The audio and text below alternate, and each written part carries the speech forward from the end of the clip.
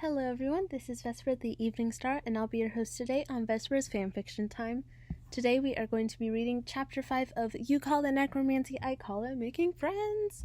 And everyone is digging these chapters up, so I'm super happy about that. I already have posted Chapter 4, so be expecting chapters up to 10 by the end of... We're in June, right? June?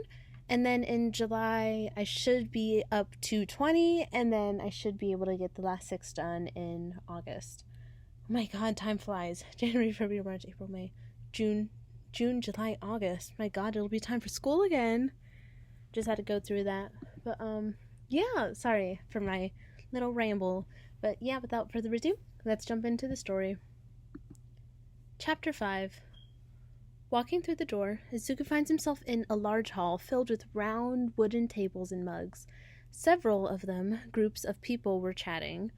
On one wall is a large bulletin board full of hanging posters, and a little further ahead is a counter where a woman is dressed as a receptionist and is talking to another group. The place seems to have been stylized to look like a fancy guild. Probably the cover is that this place is simply for playing RPGs. As Izuku and his group walk in, he can feel all eyes on them. "Welcome to the Silver Star Guild," someone calls, and Izuku turns, seeing a tall man. "I'm the guild master, but you can call me Star." He has a wrinkled face, with short, neat gray hair and a short beard. He's wearing a formal suit as well, but his most striking feature is his silver eyes, or, more specifically, the right eye behind a monocle, which is shaped like a star and seems to glow. "You can call me the Necromancer," Izuku greets. "These are Fighter, Arsonist, Fixer, and Artifactor." The man raises an eyebrow at the cat. "Don't underestimate her. She is far from being the strangest thing I have seen here." Guildmaster Star's chuckles, eyes briefly going to the skeleton. "Anyway, you're here. What are you looking for?" Izuku raises an eyebrow. No one gets here by coincidence. The door, he points to the entrance, is a test. The people you saw entering are a hint, since getting here is the first step. "So you're saying that we played exactly as you expected?" Fighter comments. "Pretty much," the guildmaster shrugs. "If you're accepted, you'll get the location of the real entrance. But as I said, I need to know what you want here." He opens his arm, gesturing to all the people. "The Silver Star Guild is the #1 underground union. We deal with information, contracts, support gear, etc. Villains, heroes, civilians, vigilantes, mercenaries. We welcome anyone. No questions asked." He smiles at Izuku, an unsettling smile that doesn't reach his eyes. As long as you follow the rules, that is. The veiled threat is evident to everyone. "Fair enough," Izuku says. "Well, we are here for contracts. We need money. Except for me. Technically, none of us exist." The man raises an eyebrow and closes his left eye. His right eye, the star-shaped one, starts glowing as he looks at Izuku. Then he looks at the others. "Oh, I see," he says. "You have quite the quirk, little boy." "What did you do?" Izuku asks, narrowing his eyes. "That's my quirk," the guildmaster replies. "I call it appraisal. My right eye can appraise anything. With this, I can know exactly what the value of a product is. I can also use it on people." He smirks. "By doing this, I can see information about a person's physical strength, intelligence, agility, and charisma. I also see details about the person's quirk. I never thought I'd see dead people walking and talking." "Well, if you don't mind, I'd like to keep my quirk a secret," Izuku replies, narrowing his eyes. "Don't worry that young mind of yours," the guildmaster replies. "All the information I gather with my quirk only stays with me." He smiles genuinely this time. "Now, if you could follow me, I'll explain how things work here." Izuku and his zombie trope follow the guildmaster into another room. Everyone sits down and a woman starts serving tea. Izuku and Star accept, and the others deny. Before he drinks, however, Fixer takes a sip and nods. "Paranoid, are we?" Guildmaster comments. "That's not a bad trait to have." "Can we get to the point?" Fighter says, annoyed. "As you wish," Guildmaster Star replies. "The guild has quite simple rules. We are a neutral zone, so it doesn't matter if you see a mercenary, hero, villain, vigilante. Fighting is banned. Quirk usage inside the guild is allowed, but any damage you may cause, you must pay for. You can also use this place as a neutral ground for negotiations, as long as you inform me first. These are the basic rules. Izuku takes a sip of his tea. He looks at Star and raises an eyebrow. Basic rules, which means there are others, right? Izuku asks. Good to know you are observing. Star smirks. You want to be a mercenary? It's quite simple. You can accept any contract that you may find in the bulletin board, but they don't pay well, he explains. What you're really interested in are the private contracts, but for that, you need to make a name for yourself.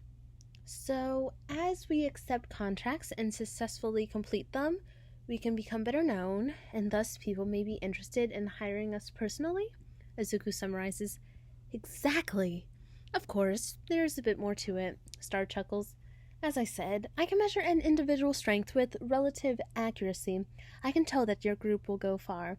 Of course, it is impossible to know how exactly their undead state affects my appraisal, but that's beyond the point. I can pull some strings to help you make a name for yourself, but you need to be able to keep up. And how does this benefit you? Arsonist asked, raising an inexistent eyebrow. Simple. Per guild rules, we get a share equal to 20% of the reward from the contracts. Star smiles. So the more you profit, the more we profit as a result. Having successful mercenaries also increases our prestige, which brings us to the second rule.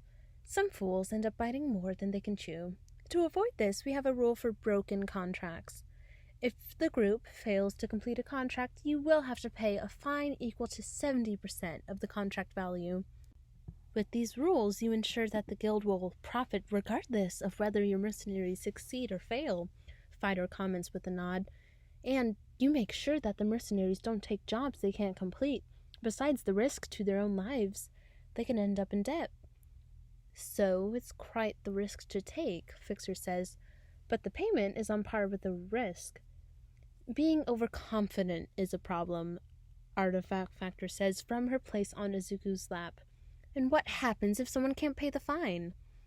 If someone does not pay the fine within 2 months, they are banned from all establishments related to the Silver Star Union until the debt is paid, which, in the underground, is almost at the death sentence. Those who frequent the guild are primarily informants, mercenaries, vigilantes, and underground heroes. The guild is an asset they cannot afford to lose. And what about the law? Izuku asked. I imagine you deal with many things in the gray area. The guild will offer you protection for many types of jobs, Star replies. If you're arrested while doing a contract, we can bail you out, but be warned that in doing so, we'll consider the contract as failed, and you'll have to pay the fine. He taps his finger on his chin a few times, then adds, Of course, we can't help with everything. Like, let's say you're caught while trying to invade the HPSC, or the contract was to assassinate a hero. In these cases, you're on your own. I see, Izuku nods. Is that everything we need to know? Pretty much, Star shrugs. You will need to complete your first contract before you can be accepted into the guild. For newbies, we have 3 contracts available. He puts 3 sheets of paper on the table in front of him. The first is asking to recover a stolen diamond. The second is an assassination attempt. The third is a kidnapping. Izuku raises an eyebrow and points to the first paper. This contract is very simple. The client was trying to sell a rare diamond to a collector, but he was cheated, Star explains. The contract is to get the diamond back from the collector. As a bonus, they will pay you extra if you destroy the collection. They don't care if you destroy or steal the items, and you can keep anything else that is not the diamond. Izuku then points to the second paper. This young man has upset the wrong person, Star says. The methods are irrelevant, but the client will pay a bonus if you bring the head as a trophy. Izuku suppresses a wince and points to the third one. This is probably the easiest one, Star shrugs. Someone owes him a large sum, and the client wants you to kidnap his son. Izuku nods and thinks for a moment. All 3 missions are clearly criminal, not that he expected anything different. No one would go to an underground guild to hire someone to clean the garage. Izuku knows he will have to make some morally questionable choices, but still. We'll take the first one. Izuku definitely doesn't want to kidnap an innocent person, and as for killing, maybe one day, but not yet. Perfect! Star claps his hands. Adroma, give him the details, please, he says to his secretary, who nods. Well, I'm rooting for you, kid. He dramatically points upwards. I'm sure you'll shoot for the skies. It's the next night that Izuku and his squad meet in the front of the address. An old house that, although large, seems abandoned. The collector keeps all his items hidden here, and he thinks no one knows the location. An arrogant fool. The security system is laughably bad. Artifactor can disable everything in a few moments. Fighter easily breaks down the front door, and the group scatters to search for the diamond. The various rooms of the house are set up as a museum exhibit. Izuku finds works of art, sculptures, weapons, and more. Surely this person took years to put all of these things together. Then he finds a room full of jewelry. Necromancer here. I think I found it, Izuku says, reaching for his communicator. Second floor, right ring, 3rd door. There is a lot of jewelry here. Fighter here, Fighter answers. Me and Artifactor are in a room with electronic devices. We are looking for anything she can use. Arsonist here, Arsonist says next. I'm in the weapons room. There are some interesting things here. Fixer here. Fixer is the next. Unless someone wants to wear a medieval helmet, there's nothing useful here. We can't carry too much, Fighter says while Izuku searches the room. Keep light. Yeah, I know, Fixer replies. I'm going to help Necromancer. Fixer, out. As Izuku searches the room and finds many expensive-looking things, he wonders if they could sell through the guild. Fixer gets there a few minutes later and starts picking some things up. It takes some rummaging, but he finally finds the diamond, hidden in a display dubbed the European Jewels. I got the diamond, Izuku says, picking the 3 jewels. Understood. I got everything I need too, Fighter says. Me too, Arsonist adds. Let's meet at the entrance, Izuku says. Then Arsonist can do his thing. My favorite part, Arsonist says, and Izuku can feel the grin in his voice. Izuku shakes his head and goes with Fixer to the entrance of the house. When he arrives, Fighter and Artifactor are already there, holding bags where Izuku imagines whatever they took from the collection is. A few seconds later, Arsonist arrives, and Izuku only needs to look at him to start shaking his head. You didn't, he says, observing what Arsonist has in his hand. Oh, I totally did. What is your excuse now? Our Arsonist replies as he gives Izuku the fucking scythe he brought. You're awful, Izuku says, but he can't hide his smile. What can I say? It's destiny, Arsonist replies with a shrug. Yeah, Izuku says. Anyway, there's only one thing left to do. Ready? Always, Arsonist says and turns to the room. Arson time! Izuku and the others leave the house just as Arsonist raises his arms and let his fire flow. Within moments, the flames spread through the wooden house, consuming everything in their path. I should have brought s'mores, Izuku mutters as they leave. Arsonist leaves the house a few seconds later, and as they leave, Izuku drops a small card for the collector to find. After all, the client wanted them to know who destroyed the collection. After that, they return to the guild, carrying the diamond and a photo of the house in flames as proof of what they did. Guildmaster Star grins when he sees it. Congrats on your first successful contract, Necromancer, he says, and gives a small card to Izuku. Welcome to Silver Star Guild. The card is silvered with a star in the corner. It has the name Necromancer printed on it. Izuku raises an eyebrow. I never erred in my judgment. I knew you would make it. So I had a card made as soon as you left yesterday. Well, Guildmaster Star, good to work with you, Izuku says, extending his hand. Likewise, kid. Star shakes his hand. Take good care of this card. This is your key to any and all guild facilities that you might want to use. You can talk to the receptionist to receive your reward. He gives Izuku a visit card. You can open an untraceable account at this bank. No ID is required. After all, most users are morally gray at best, and villains the worst. Having concluded the conversation, Izuku leaves with his group, feeling quite satisfied with the work he has just done.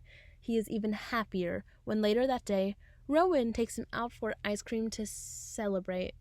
He may be a mature child, but he is still a child. And that was chapter 5, everybody. I hope you enjoyed it.